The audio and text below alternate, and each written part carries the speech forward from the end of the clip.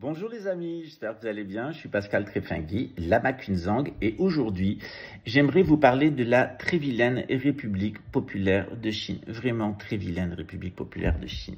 Alors, à toutes les personnes qui sont contre la reconnaissance faciale et qui trouvent normal d'ouvrir leur iPhone, qui trouvent normal d'aller à leur application de banque avec de la reconnaissance faciale, qui trouvent très bien qu'il y ait des caméras à Neuilly-sur-Seine ou à Nice pour leur sécurité, qui trouvent très bien qu'il y a un fichier des interdits bancaires à la Banque de France, eh bien figurez-vous qu'il y a la même chose en Chine, sauf que ça n'a pas l'air de vous plaire. Voilà, il y a de la reconnaissance faciale en France, il y a un fichier des impayés en France, il y a une notation sociale en France parfaitement illégale, ça s'appelle le fichier Edwige. Il y a des écoutes téléphoniques en France jusqu'à l'intérieur de votre maison, dans votre chambre à coucher, pendant vos rapports sexuels, ça s'appelle la psychotronique, par de l'intelligence artificielle et par des policiers. Vous êtes suggestionné, ambiancé par la psychotronique, mais à part ça, vous êtes dans le pays de la liberté, ça vous permet de critiquer la République populaire de Chine du haut de votre Déclaration universelle des droits de l'homme. Je rappelle quand même que le bouddhisme en Chine, ça a beaucoup changé parce que Mao, c'est avant tout une révolution, c'est la longue marche. C'est le moment où les Chinois vont foutre les Français dehors, Français qui ont brûlé le palais d'été dans la cité interdite de Beijing et Pékin. Parce qu'en plus, il faut vous prononcer les noms comme vous les dites. Et qu'est-ce qui se passe à ce moment-là? Eh bien, il va y avoir les camarades autour de Mao Zedong qui vont, Mao Tse-tung pour vous, qui vont libérer la Chine de la puissance, des puissances coloniales qui l'ont envahie et qui l'asservissent. Avec des complicités chinoises. Notamment dans la famille impériale, l'aristocratie et surtout la bourgeoisie. Et effectivement, le Parti communiste, c'est un parti nationaliste. C'est la reconquête de l'indépendance nationale de la Chine. Comme le FLN en Algérie, eh bien, c'est Mao Tse-tung en Chine. Comme Nasser en Égypte. Quand c'est les autres, quand c'est De Gaulle qui fait une révolution nationale pour reprendre le pouvoir en France, ça vous plaît. Mais quand c'est Mitterrand qui installe le socialisme, ça vous plaît. Mais quand c'est Mao qui installe une révolution nationale et le socialisme en Chine, ça vous plaît pas. Voilà. Et ce qui se passe, eh bien, c'est que bien sûr, il va y avoir la révolution culturelle avec tous ses abus. C'est une révolution, un peu comme la révolution de 1791, où on a profané les églises, détruit les statues, rasé les cloîtres, etc. Et devinez de qui s'inspiraient les communistes chinois. Ils s'inspiraient de la Révolution française. Vous avez vraiment la côte en Chine, les Français, avec votre belle révolution sanguinaire, vous savez.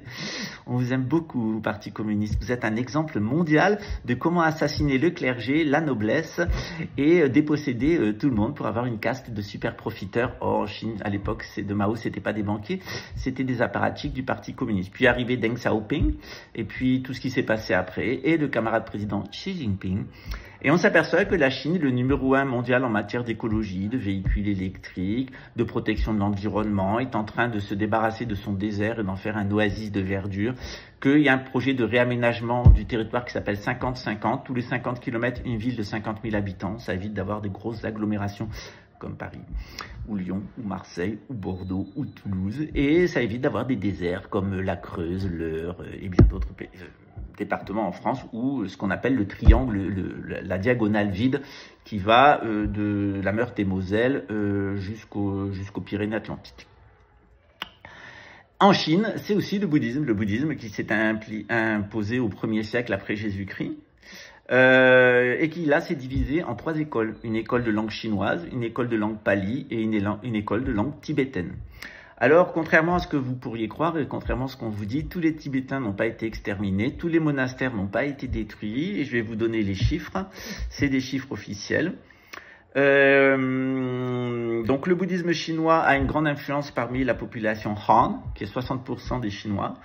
On ne sait pas exactement le nombre de fidèles Han parce qu'il n'y a pas de certificat de baptême bouddhiste. Vous voyez, on est tellement fliqué en Chine qu'on ne sait même pas le nombre de bouddhistes qu'il y a et qui sont inscrits dans les monastères. Ça vous dit à peu près la liberté de culte et la liberté administrative de la Chine. Presque tous les Tibétains, les Mongols, les Ouïghours, les Monbas et les Tous sont adeptes du bouddhisme tibétain. Malheureusement pour vous, la plupart des Ouïghours sont des adeptes du bouddhisme tibétain. Ils sont rarement musulmans, ils ne sont pas majoritairement musulmans. Ce qui correspond à environ 8 millions de fidèles. Donc on a 8 millions de Ouïghours, de Mongols, de Tibétains, de Monbas et de Tous qui pratiquent le bouddhisme tibétain. On a aussi les Dai, les Blancs, les Derang et les Va qui adhèrent au bouddhisme de langue pali, c'est ces moines en orange, avec 1,5 million de fidèles. Et puis en Chine, on compte actuellement dans le bouddhisme de langue chinoise 13 000 temples avec 200 000 bonzes et bonzesses. Tous les monastères sont entretenus par le Parti communiste chinois et la République populaire de Chine. Et tous les moines sont entretenus par la République populaire de Chine et le Parti communiste chinois, en plus des revenus du tourisme. Le bouddhisme tibétain a 3000 monastères qui abritent 120 000 moines avec 1700 lamas qui sont des tulkus. 1700, ok 1700 Dalai Lama, 1700 Karmapa, qui sont des bouddhas vivants. Le bouddhisme pali, c'est 1600 temples avec presque 10 000 moines en orange et des bonzes virtueux, hommes et femmes. Dans les régions où vivent en groupe compact les Han, se trouvent 142 temples, tous entretenus par la République populaire de Chine et le Parti communiste, et des instituts bouddhistes de haut niveau qui vont de l'école primaire à l'école secondaire au supérieur, en passant par l'université, 14 universités de bouddhisme chinois, 4 universités de bouddhisme tibétain et une université de bouddhisme pali. Évidemment, vous trouverez tous ces chiffres sur un site officiel qui s'appelle fjnet.com, où vous aurez tous les chiffres officiels de ce qui se passe en Chine. Alors, quand on est français, on aime bien se poser en donneur de leçons. Et généralement, quand on est à l'étranger, quand les Français sont à l'étranger, ils se comportent très mal, jusqu'à se lier avec la mafia, pour certains, et se retrouver véritablement dans de sales histoires. Voilà.